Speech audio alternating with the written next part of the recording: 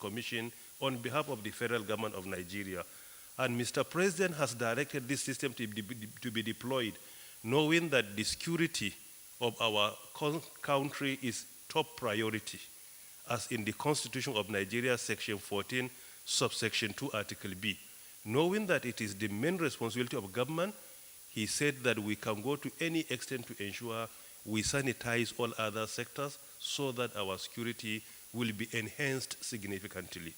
And the second one in the same memo is the deployment of a regulatory system to monitor, detect, block, and call masking traffic in the telecommunications industry.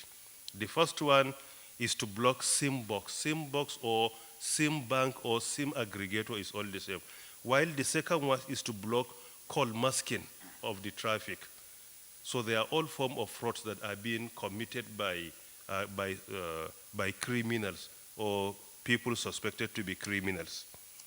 And the second one is going to be deployed at the price of 1,049,790,713 naira 58 kobo. And secondly, as I said, it will also enhance revenue generation for our government, because any international number you mostly will pay higher tax to government.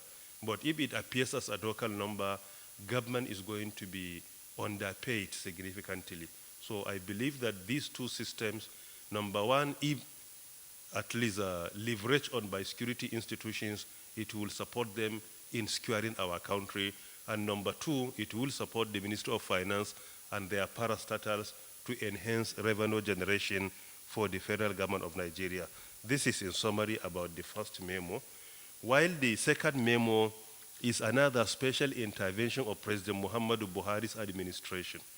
Looking at COVID-19 triggered so many challenges, and it compelled many of us to go online, to the extent that most of our activities, either in the private or public sector, are being conducted online. As part of the intervention of the current administration, the Nigerian Communications Commission has been directed to partake in policy implementation of what has been entitled as ADAPTI. ADAPTI means Advanced Digital Awareness Program for tertiary institutions at the federal and state level. In this phase of President Muhammadu Buhari's intervention, an approval has been granted to Nigerian Communications Commission today after a deliberation in which 6,000 e-pads, mobile devices, are going to be distributed to higher institutions all over the country. In the northern part of the country, 2,400 are going to be distributed in the first phase. In the southern part, 2,400 are going to be distributed, while we have special allocation for Abuja and Lagos. Both of them are going to share 1,200. So there are 3 slots.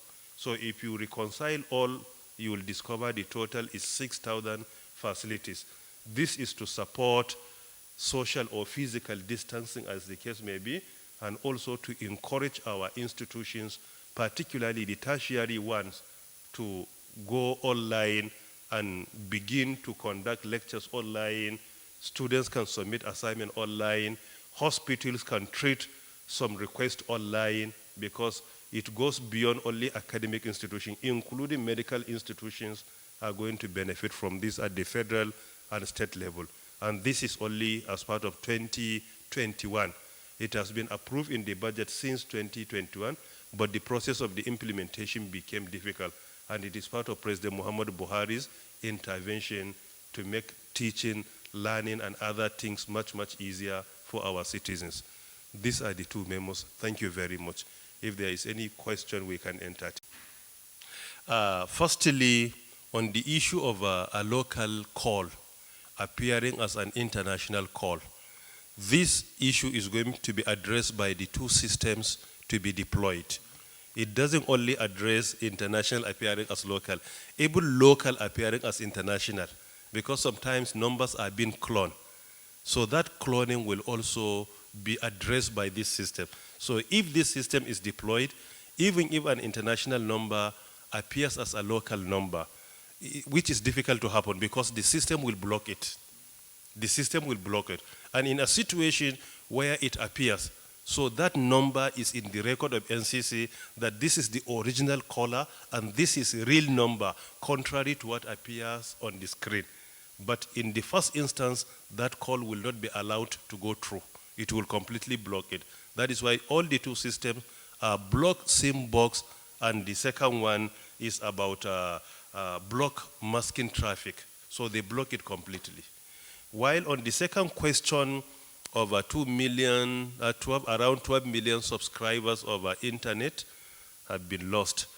Firstly, I want to say that this should be a commendation to the Federal Executive Council under the leadership of President Muhammadu Buhari. Why I said so? I want you to look at it positively, the way it is. Firstly, this administration has prioritized security and safety of our citizens over and above any economic benefit. It prioritized security as our number one responsibility as a government. It is because of this, federal government has introduced the national policy on NIN and SIM registration. At that time when the policy was introduced, many suspected criminals couldn't go forward to register their SIM because they had been using the SIMs to commit crime. So now it has been made mandatory that you must present your national identification number. Because of this, most of them decided to abandon their SIM cards without using them. So the number is reducing not because of any other reason, but because there are some people that fail to submit their NIN and they fail in any way to use the SIM they had been using so that their identity will not be known. So the entire mission has nothing, because nobody has been denied to renew his SIM. Nobody has been denied to replace his SIM. What is only required is to present your national identification number, come forward and present your biometric. That is only what is required. So if people decided to abandon their SIMs, not to renew, then they should be questionable. So it is because of this, what we have discovered is the introduction of this policy. And this is also to show the commitment of this administration of prioritizing security over any other worldly benefit. Because at that time, it affected the economy of the sector. But Almighty God has been very kind to us. In the second quarter of 2021, the contribution of ICT to GDP is unprecedented in the history of Nigeria as a country and in the history of the sector in the country. It's unprecedented. So because of this, it has nothing to do with maybe banning or suspension of any platform. It is all about the policy that has been introduced in order to make sure that criminals are not allowed to leverage on that platform and commit crime. And this is why I say federal government, I think, should be commended on that by prioritizing security over and above any other benefit. And I hope I have answered your questions. Thank you very much. Well, on that note, thanks for checking out SYMFONI on YouTube. Please be sure to subscribe and like our videos for updates.